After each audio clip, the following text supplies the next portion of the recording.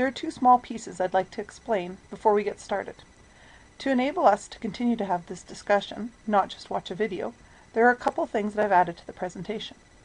First, throughout the presentation you're going to see links. These links will take you to websites with further information or a place for us to have a discussion.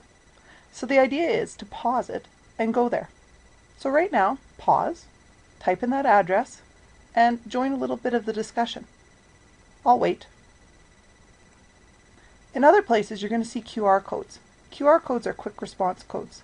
They're an easy way to get to further information. Depending on the type of phone that you have, there are different QR code readers that you can get. I've listed a couple here for Android, iDevices, or BlackBerry. Feel free to download and use them as we go along. They'll make it a little easier to get to the information rather than having to type in the address. Let's first look at science fiction. Murphy and Potts, in their 2003 book Culture and Technology, define science fiction as a genre which expresses itself through a discourse of science. Technology will always be a key element.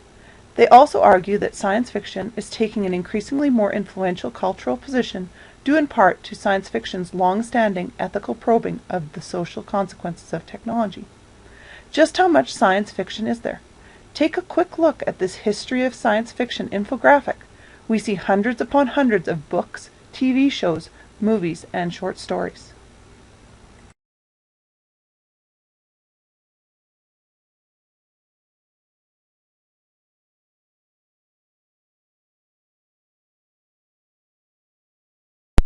If we are to look at the ethical considerations of new technology, we need to frame just how much technology we are dealing with. Ray Kurzweil argues that technological change is exponential. We won't experience 100 years of progress in the 21st century. It'll be more like 20,000 years of progress at today's rate.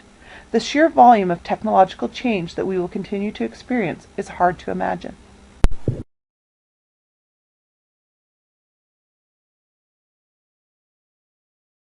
I want to examine the overlap where new technology and science fiction collide to highlight some of the ethical problems of new technologies.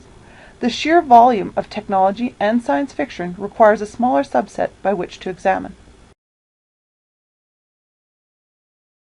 For this media production, I am going to examine three different science fiction frameworks. First, Patricia Warwick's two themes of Promethean and the ambiguity of technology. Finally, Sherry Turkle's argument that we are expecting more from technology and less from each other.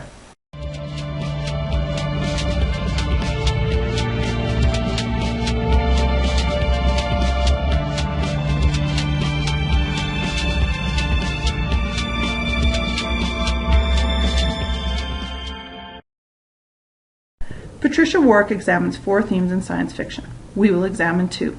First, the Promethean theme, whereby godlike knowledge is exploited by someone or something. This theme argues that meddling with nature will have negative consequences. This is brought to life in the film Gattaca. In Gattaca, genetic engineering creates a world of two classes. The haves are valids, who are genetically pure, and the have-nots are invalids that were conceived naturally. Rather than creating a utopian class of superior humans, the valids are not perfect, but in some cases depressed and left wanting more from life. The invalids, with options narrowed, look to try and cheat a system which they have no control over their placement in. Today, the sequencing of the human genome has amazing potential to isolate genes which produce cancer, cystic fibrosis, diabetes, and other potentially fatal human diseases to eventually find a cure. However, there are negative implications of this process. Genetic screening on unborn children, denying healthcare coverage due to identification of genetically undesirable traits, or delivering information to people with regards to genetic makeup when there is nothing they can do or can be done to stop it. Playing gods with their genes has left families with untenable decisions to make. Do you want to know you have Huntington's disease, knowing there is nothing that you can do about it? What happens to a fetus that tests positive for a disease that will tax our healthcare system?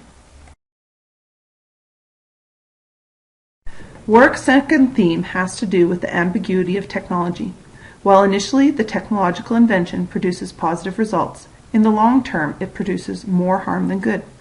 Skynet in the Terminator movies was originally designed as a defense system.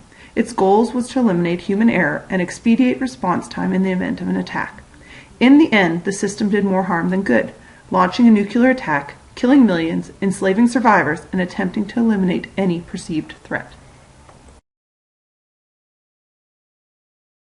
The invention of the Internet could be seen as an example of an ambiguous technology. Initially invented for communications in the case of a nuclear disaster, the Internet is now the #1 spots for social media and pornography. The American Pediatrics Association has had to come up with guidelines for screen time for infants and small children, as they speculate early introduction to such technologies will adversely affect brain and eye development.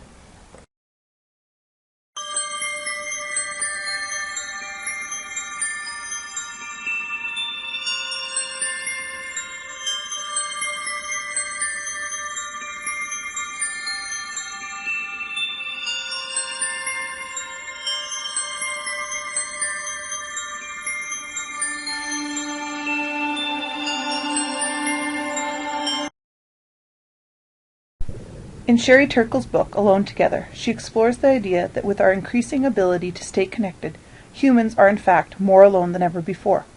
We are alone together, expecting more from technology and less from one another. It has its place. I love technology. I teach at MIT. I teach there for 30 years. It's a great place, but we have to put technology in its place and I think we're losing the balance, and it's time to. What do you mean? What's the possible harm? Let's say I'm texting and tweeting at the dinner table. Pass the salt, dear. Why? What's the possible harm of that? Well, because there are times and there are places where we need to give each other our full attention. What is intimacy without privacy? What is democracy without privacy? It's not clear that we can have these things the way we want to have these things if we don't have privacy. You can't throw out the baby with the bathwater. I think it's time to really step back. We've had some experience with this technology. I took my time writing this book. I took 15 years writing this to really see this as it develops. It's time to step back and rethink that we may need to reconsider the we've gone so far.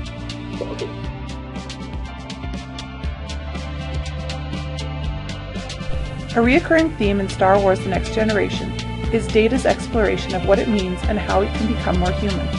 Data relies heavily on statistics and analysis of the world around him to determine the best alternative, sometimes at the expense of what is right in front of him.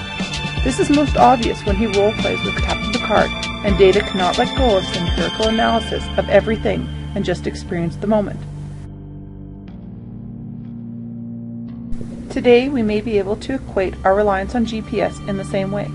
Stories in the news tell us of people who drive off roads or into buildings because their GPS tells them to.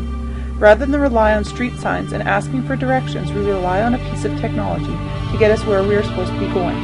We rely more on technology and less on each other.